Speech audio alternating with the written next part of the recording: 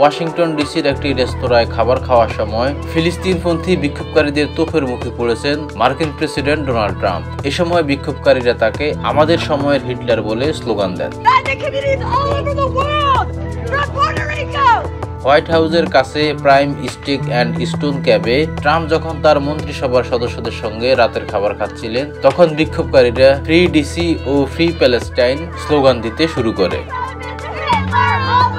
বিক্ষোভকারীদের মুখোমুখি হয়ে ট্রাম্প হেসে মাথা নাড়েন ও পরে তাদের চলে যাওয়ার ইঙ্গিত দেন। CNN এর প্রতিবেদনে বলা হয়েছে, অন্যান্য গ্রাহকরা বিক্ষোভকারীদের ধমক দেন ও এক পর্যায়ে তাদের রেস্তোরাঁ থেকে বের করে দেওয়া হয়।